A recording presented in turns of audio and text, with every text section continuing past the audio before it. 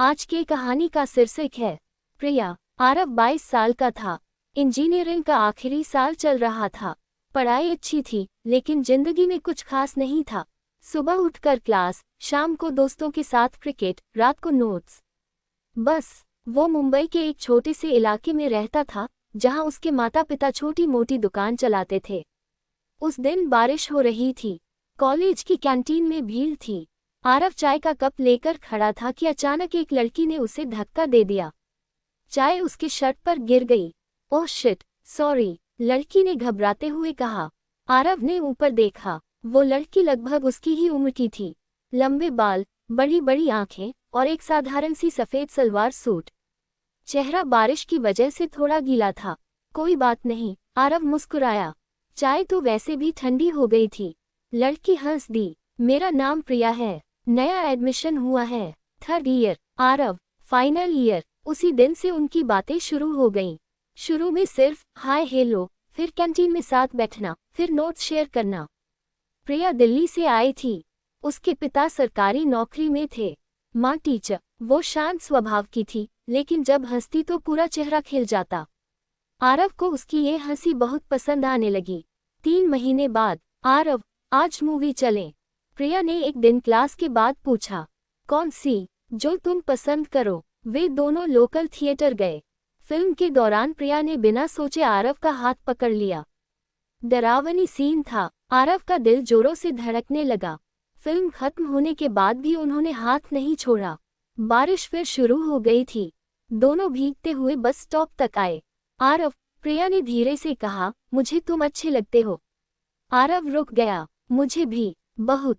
उस रात उन्होंने पहली बार एक दूसरे को आई लव यू कहा। दोनों की दुनिया बदल गई।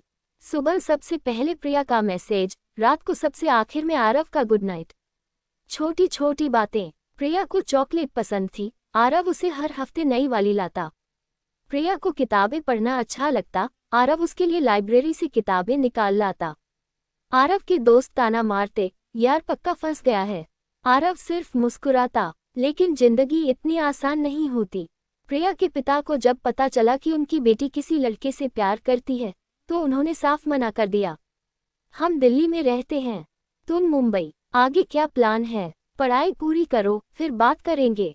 प्रिया रोई। आरव ने फोन पर कहा, रुको, हम इंतजार कर सकते हैं। लेकिन इंतजार आसान नहीं था। आरव को जॉब मिल गई, पुणे में, अच्छा पैकेज। लेकिन प्रिया को अभी 2 साल और पढ़ना था। लॉन्ग डिस्टेंस शुरू हो गया। हर रात वीडियो कॉल। कभी कभी प्रिया उदास हो जाती।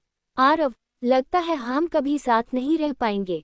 हमें विश्वास रखना होगा, आरव कहता। एक दिन प्रिया के पिता ने उसे दिल्ली बुला लिया। बोला, वहाँ एक अच्छा लड़का देखा है, इंजीनियर, अच्छी फैमिली। प्रिया ने मना कर दिया। उस रात उसने आरव को फोन किया और रोते हुए सब बताया। आरव ने फैसला कर लिया। अगले हफ्ते वो दिल्ली पहुंच गया। प्रिया के घर के पास एक होटल में रुका। दोनों चुपके से मिले। मैं तुम्हारे पापा से मिलना चाहता हूँ, आरव ने कहा। प्रिया डर गई।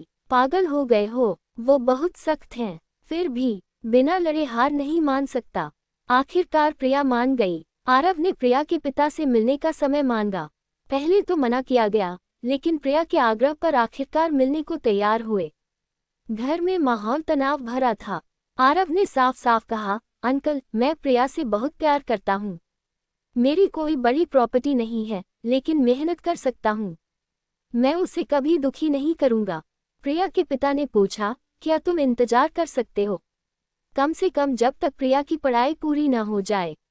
आरव ने कहा, कर सकता हूँ, लेकिन ये भी जान लीजिए कि मैं कहीं नहीं जा रहा। बैठक काफी देर तक चली। प्रिया की माँ चुपचाप सब सुन रही थी। आखिरकार उन्होंने पति से कहा, इतना सच्चा लड़का मिलना मुश्किल है। प्रिया के पिता ने आखिरकार हामी भर दी, लेकिन शर्त रखी, 2 साल। कोई गलत काम नहीं, आरव ने वादा किया। 2 साल बाद प्रिया की ग्रेजुएशन हो चुकी थी। आरव अब पुणे में अच्छी पोस्ट पर था। उसने प्रिया के लिए एक छोटा सा फ्लैट भी देख लिया था। शादी की तारीख तय हुई। शादी के दिन प्रिया लाल लहंगे में बेहद खूबसूरत लग रही थी। आरव उसे देखकर आंखें भर आईं। मंडप में दोनों ने सप्तपदी ली। जब आरव ने मंगलसूत्र बांधा, प्रिया फुसफुसाए, आखिरकार। आरव मुस्कुराया, हाँ आखिरकार। शादी के बाद दोनों पुणे में रहने लगे। जिंदगी साधारण थी लेकिन खुशियों से भरी। सुबह साथ चाय पीना, शाम को घूमने जाना, रात को पुरानी यादें ताज़ा करना। 1 साल बाद प्रिया ने बताया कि वो माँ बनने वाली है। आरव खुशी से पागल हो गया।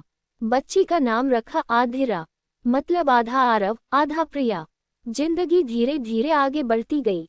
कभी कभी झगड़े भी होते, छोटी छोटी बातों पर, लेकिन हर झगड़े के बाद वो एक दूसरे को और ज्यादा प्यार करते। आरव अब भी प्रिया के लिए चॉकलेट लाता, प्रिया अब भी आरव के लिए उसकी पसंदीदा पराठे बनाती। 20 साल बाद भी जब दोनों बालकनी में बैठकर चाय पीते तो प्रिया आरव का हाथ पकड़ लेती और कहती, याद है वो बारिश वाला दिन? आरव हंसकर कहता, जिस दिन तुमने मेरी चाय गिरा दी थी। दोनों हंसते, फिर चुप होकर एक दूसरे को देखते, क्योंकि कुछ प्यार ऐसे ही होते हैं, साधारण लेकिन इतने गहरे कि पूरी जिंदगी भी कम पड़ जाए।